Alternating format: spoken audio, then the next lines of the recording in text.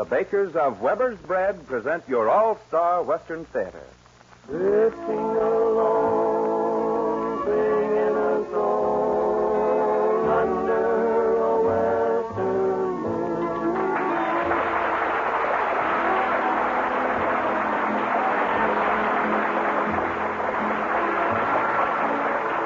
From Hollywood comes your all-star Western Theater, starring America's great Western singers, Foy Willing and the Riders of the Purple Sage. Our guest star today is Columbia Pictures' fine new singing cowboy, Ken Curtis, in a story of the West written especially for him. My name is Cottonseed Clark, and here are the Riders of the Purple Sage. I'm dressing up in style, for in a little while I'm gonna ride into town. And every cowboy pal I know will lift his heel, and so when payday rolls around. And so I'm feeling fine, because there's lots of time until we're all homeward bound. To work and slave with cattle, sweat and swear and battle until payday rolls around. What does the cowboy do when all of his work is through? Just what I'm gonna do now.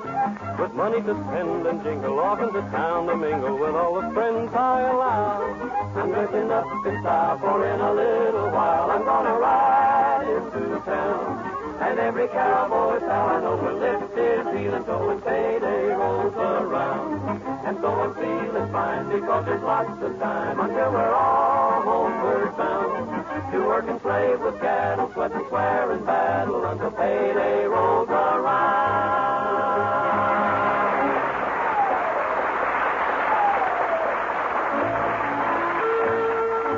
The events that you Western fans witnessed when you attend a rodeo today were all a part of the routine of operating a great cattle ranch in the old days. Any cowboy worth his wages could handle a gun and rope and ride as a matter of course. But his greatest responsibility was getting beef to the market in prime top condition. He was the guardian of an important food source. The bakers of Weber's Bread are the guardians of an important food source, too. It is their responsibility to see that Southern California families have good bread. And Weber's Bread is always good bread. It's well mixed and well baked.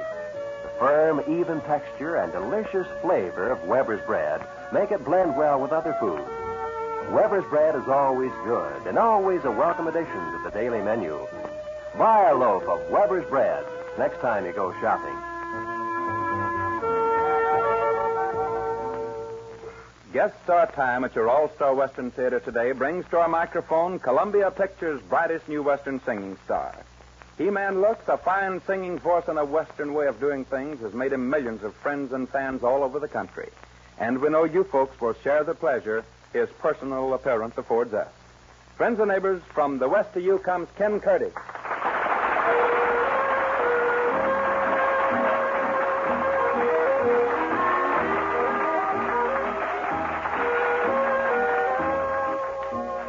Our guest star is heard in a story of the West that is designed to revive our memory and appreciation of those pioneering men of the Old West who made such great sacrifice and contribution to our world of today. It has its beginning back in the early 70s when the sixth gun on a man's hip was judge and jury, and the late draw was conviction and penalty.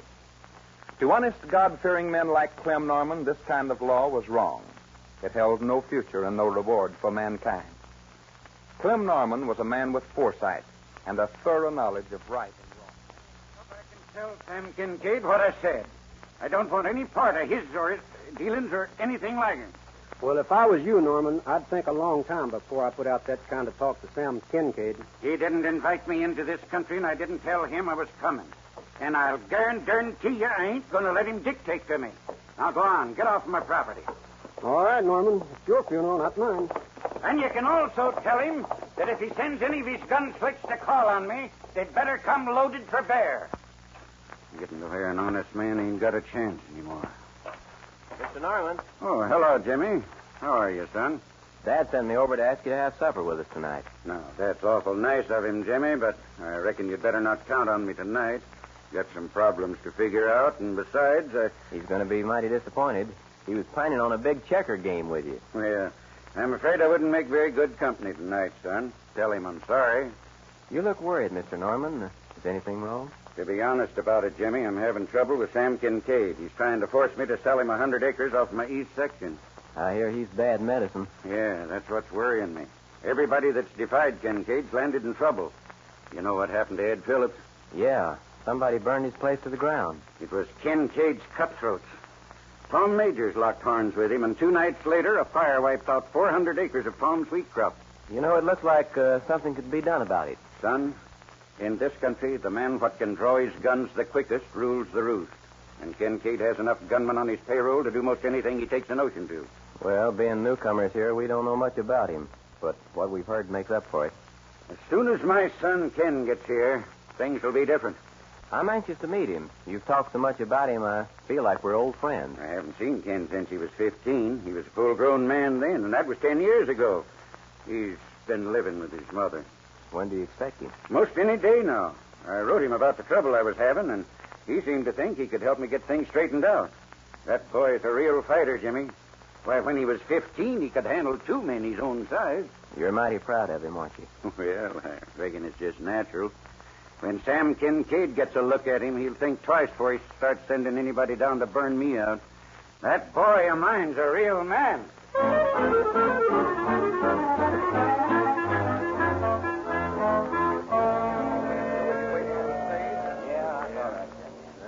Howdy, Clem. Waiting on the stage? Yep, my boy's coming in. Didn't know you had a kid. Well, I'll tell you now, he ain't a kid. Big as both of us. Gonna put him in charge of your spread? Well, I'd like for him to if he decides to stay. He's been in the Midwest with his mother for the past 10 years. Hey, Norman, I've been looking for you. What do you want? Kincaid wants to have a talk with you. Well, he'll have to make it some other time. I'm waiting for my son on the noon stage. Well, I wouldn't put it off if I was you. If Sam Kincaid wants to talk with me, he knows where my place is. Well, I'm telling you, Norman, you're inviting trouble. Don't you go threatening me. Here comes the stage, Clem. Where? Oh? Yeah, I reckon it's time to get nervous, and I sure am, too. I know how you feel, Clem. Yeah. Well, if he's as stubborn as you are, Norman, he's going to have a hard time of getting along in this country. Tell him that and see how far you get. And that goes for Kincaid and all the rest of his henchmen. You talk like this son of yours is a killer. No, he ain't no killer, but he can take care of the likes of you. Hey, I wonder who that dude is getting off the stage. Hello, Dad. Don't you know me? Why, son, you changed so I hardly knew you. Been a long time, hasn't it? Yes, a long time, son. How's your mother? Ah, she's fine. Here's the bag, mister. Thank you, my good man. Hey, Clem, is this that man-killing son of yours? I don't want no talk out of you, Pete, or any of the rest of you either. Is something wrong, Dad? Oh, nothing, son, nothing at all. Now, you come with me. The buckboard's over across the road. Well, maybe he'd rather ride side saddle, Clem. Look here, Pete Duncan. If I was 20 years younger, you wouldn't be talking Just like... a minute, Dad. Huh? What's the trouble you're having with this gentleman? Oh, none, son. None at all. Come on, let's go. Well, it wouldn't be any of your business if we were having trouble. Would it, Junior? Friend, I don't know who you are, but you appear awfully insulting to my father. Now, ain't that too bad? Yes, it is. I object to it. No, son, no. You better come along with me. Well, what you going to do about it? You've left me no choice other than... What? This. Holy smoky, that Pete's colder than a cucumber. Now, if any of the rest of you gentlemen care to insult my father, now's the time to do it. Not me. I don't... My son, well, what do you know? Boys, this is my son, Ken. Hello. Well, let's be going, Ken. We got a lot of talking to do.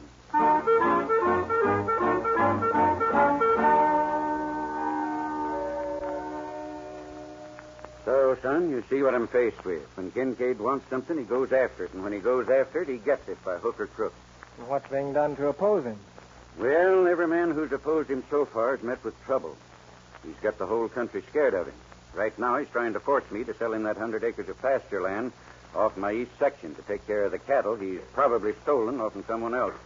From what I gather, you can't afford to let that much land go, especially pasture. Why, son, I can't spare an acre of it. Well, Dad, since you don't have organized law here, why don't you round up the other ranchers and fight back? You've got the right idea, son. I've thought of it, but just never did anything about it. Well, as long as you all stick together, Kincaid won't be as quick to make his demands. Son, I'm taking your advice. Beginning tomorrow, I'm going to make a few rounds and see what kind of cooperation I get. Now, you're doing things the right way. By the way, I'm going into town in the morning. I want to stop off at the bank on some business and then mail a letter to Mother. All right, son. By the way, since that run-in you had with Pete Duncan, it might be wise to wear your gun. My guns? Well, yes. Didn't you bring them? I never wear guns. Why should I? Look, son, you've been living in a different part of the country. Out here, it's every man for himself. You know how to handle guns, don't you? Why, sure. I can knock a squirrel's eye out at 90 feet, but I can take care of myself without killing someone. That's not the idea, son. Look, Dad, don't worry about me. I can take care of myself. Well, after seeing you handle Pete Duncan today, I guess I should be convinced. And by the way, I have some everyday clothes here that might fit you if you didn't want to wear your nice things. I get it, Dad. I didn't think about the kind of clothes I had on today being so much out of place until I got here. Come to think of it, you did look mighty duded up in that rigging. Well, son, it's getting late, and I want to start making the rounds early in the morning. Well, I'm ready for bed myself. I wouldn't lose too much time on that business either, if Kincaid is the kind you say he is. You're right, son, you're right. If you get home tomorrow before I do, drop in at the next ranch and meet the Johnsons. They're mighty fine people. All right, I'll do that, Dad. I won't be in town long.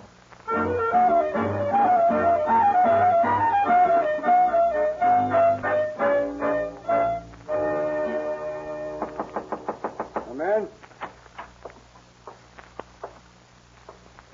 Are you Mr. Kincaid? That's right. What can I do for you? My name is Norman. Ken Norman. Oh, so you're Clem Normans' boy. I heard how you made your entrance into town by slapping some sense into one of my men. I hope it did him some good. Well, maybe you'll be careful who he opens his mouth around from now on. What brings you to see me, Norman?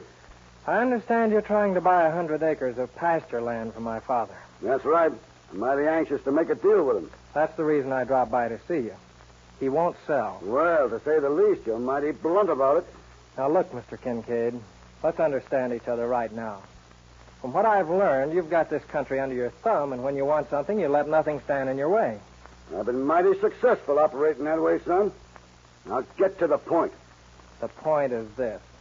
My father will not sell to you under any circumstances. And if you make trouble for him, you'll have to answer to me. So I'll have to answer to you. Is that bad? Very bad, Mr. Kincaid.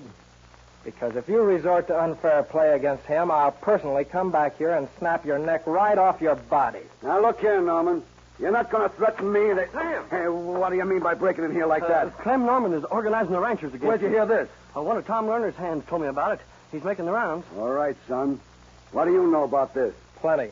I suggested that he do it. Then right now I'm going to make a suggestion. You go find your own man and tell him if he wants to stay healthy, he better stop that kind of business right now. I'm glad you said that. What do you mean? That puts us on even terms. I've threatened you and you've threatened me. It's your move. Who is this feller, Sam? This happens to be old man Norman's son who jumped your friend Pete yesterday. I've been wanting to meet up with you. All right. You've met me. Now what? Is it all right, Sam, if I mess up your office with him? You might have a good idea at that, Slim. Go right ahead. I'd advise you not to try it, Mr. Slim. Here's my advice to you. Hey, now, wait. Look. Watch him there. Now, look out there. Looks like you gave him the wrong advice, Mr. Kincaid. You and that old man of yours are in for some real trouble, Norman. Now get out of here, and remember, I warned you. It was a threat, Mr. Kincaid. Goodbye to you.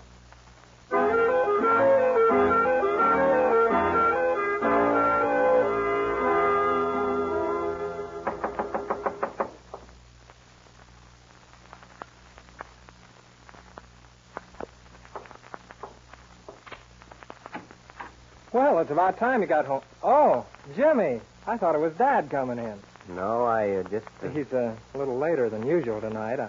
Your dad is outside, Ken. Good. I was getting worried about him, and Is anything wrong? Clem is in my wagon, Ken. He's dead. Who did it? I don't know. I found him just below Eagle Pass as I was driving in from town. Was he dead when you found him? No, he died on the way in. He told me to tell you that everything was up to you from now on. He didn't last much longer. Jimmy, will you do something for me? I'll be glad to help any way I can. Bring me Dad's belt and guns. Then I'd appreciate it a lot if you'd have your folks watch over him tonight. Ken, I don't know what you have in mind, but I'd sure be careful. If you're thinking about the Kincaid gang, well, the odds are against you. This whole thing is my fault. I advised Dad to organize and fight back, but I didn't think Kincaid would turn to murdering him. Kincaid would stoop to anything. Up where I was raised, we had law and order. You don't have it in this country, and you'll never have it as long as the people around here let Kincaid bluff him. Somebody's got to make a play for a change, and I'm the one with a darn good excuse to do it. Jimmy, here's what I'd like for you to do. Round up the rest of the gang.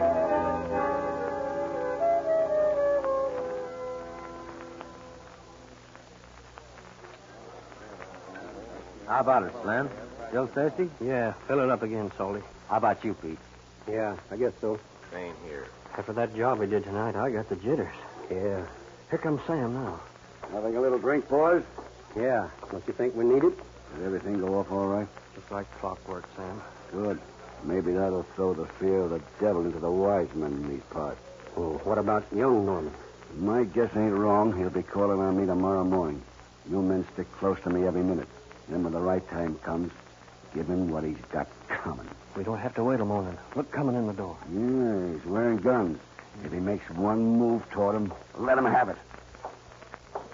All right, Kincaid. Let's get down to business. Hello, Norman. What brings you here this time of night? You know why I'm here. First, I want the man that did it. Then I want you. What are you talking about? You want the man that did what? The man that you hired to murder my father in cold blood. I know nothing about it, and it's mighty dangerous to be accusing somebody of murder. I didn't come here to argue. Now, I want the man who did the job to start drawing. It's one of you. You're a little fast with your conversation, Norman. Come on.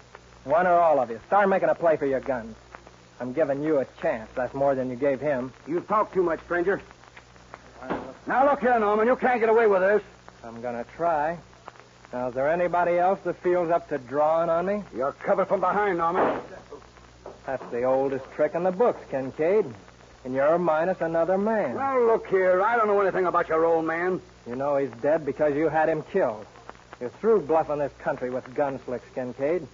Now, come on. You're coming with me. You know you ain't going to get away with this, Norman. I got friends all over this town. If you've got a friend brave enough to keep me from leaving here with you, then he'd better start some action. All right, let's go. But where are you taking me? To visit with a committee of ranchers who are waiting at my place.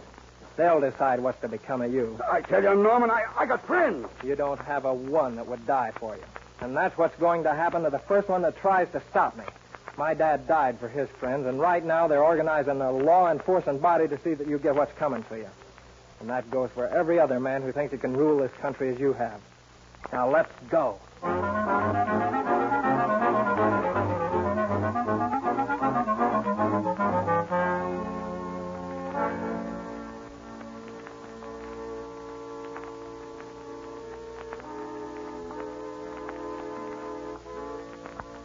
We're gathered here to pay our last respects to our good friend and neighbor, Clem Normans.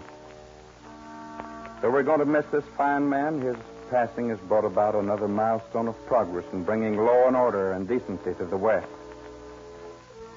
It's brave, fearless men like Clem Norman who's going to make this country a better place for our children and their children.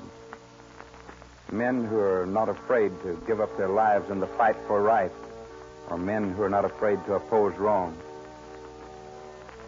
His son, Ken, has been sent to us with the same courage and leadership that Clem had. I know that our lost friend would be even more happy and rest if we all join together and carry on with the crusade to win the West to his way of thinking. And may the movement spread to all sections of this great country until right is victorious in his memory. This ain't the same old rain. Everything seems to change. Where are the pals I used to ride with?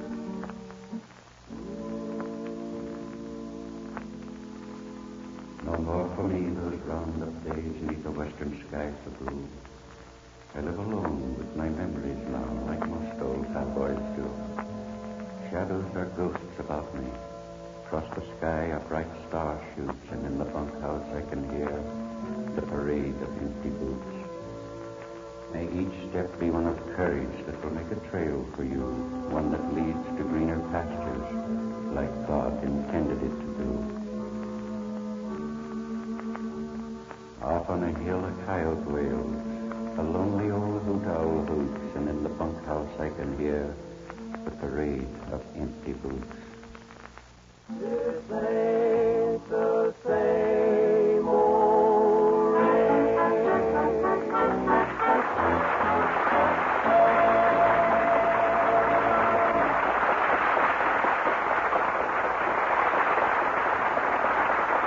Our thanks to Ken Curtis for his appearance on your All-Star Western Theater.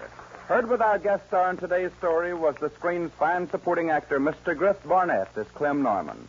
Mr. Barnett may now be seen in Paramount's To Each His Own as the father of Miss Olivia de Havilland, the star.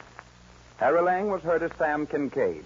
Foy Willing as Jimmy, Al Slow as Slim, Jimmy Dean as Pete, Johnny Paul as the barkeep.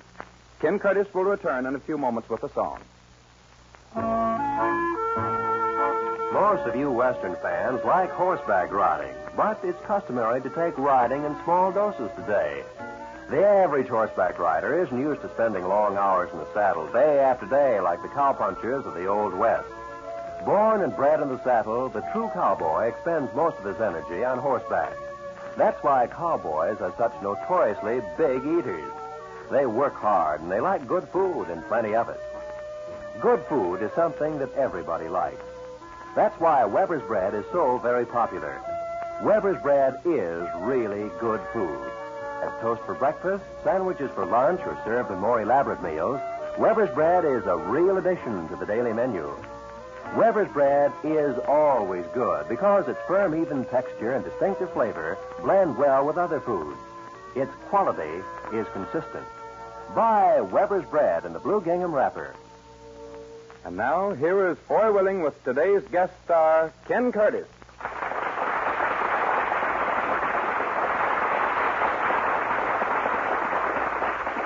Well, Ken, it's song time for you. Good enough, Foy.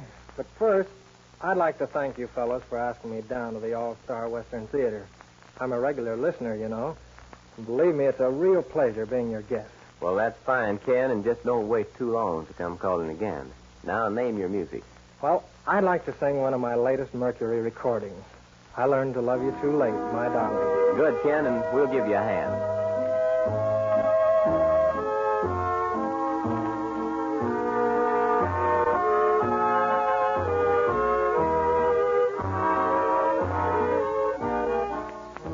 I learned to love you too late, my darling. That's why I'm lonesome and blue. I learned to love you too late, my darling. Now you found somebody new. This world has been funny, ain't fair to me, it seems. If I can't have you, darling, I can love you in my dreams. I learned to love you too late, my darling. Now you've found somebody new.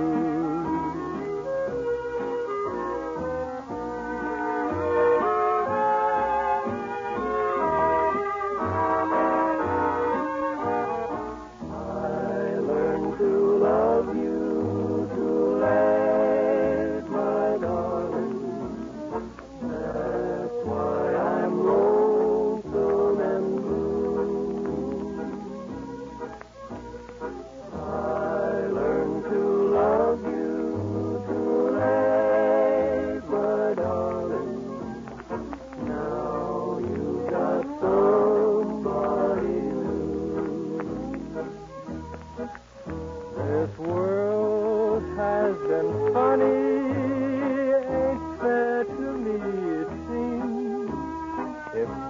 can't have you, darling, I can love you in my dreams. I learned to love you too late, my darling. Now you found somebody new.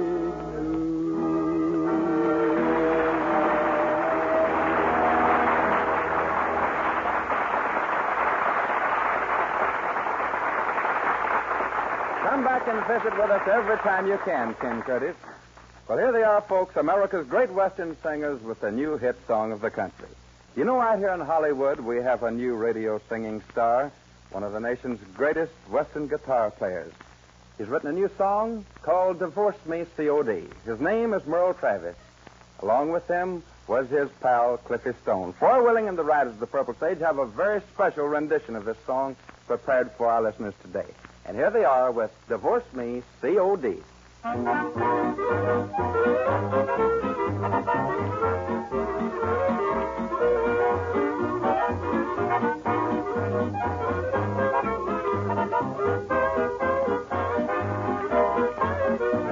Just bought me a great long ticket, gonna use it at 4 p.m. So you can call your secret love and break the news to him. You thought your little romance was on the trick, you see. If you want your freedom, CDQ, divorce me, COD. I won't be round to hear you cry. I'm Texas bound, and by, you can reach me down in Dallas, General Delivery. If you want your freedom, CDQ, divorce me, COD. I'll agree there still might be just as many fish swimming in the sea.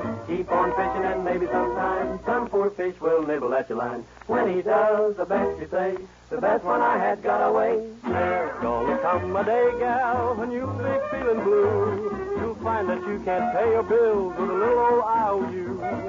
Dynamite you're playing with, maybe TNT. If you want your freedom, PDQ, divorce me, COD. I won't be round to hear you cry. I'm Texas bound, and by, you can reach me down in Dallas, General Delivery. If you want your freedom, PDQ, divorce me, COD.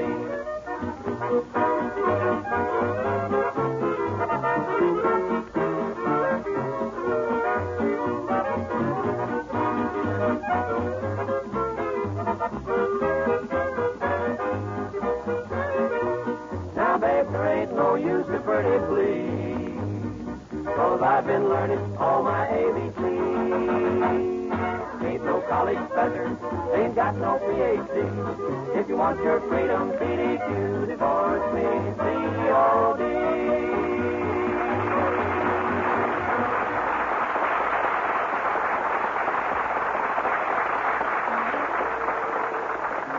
Sitting alone, singing a song. From Hollywood, you've heard your all-star Western theater, a V.M. Bear production starring America's great Western singers, Four Willing and the Riders of the Purple Sage. Our guest star for today has been Ken Curtis, whose latest Columbia picture is Singing on the Trail. My name is Cottonseed Clark.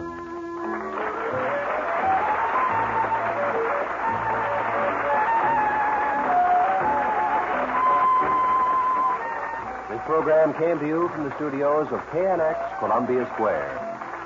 KNX Los Angeles, Columbia Station for Southern California.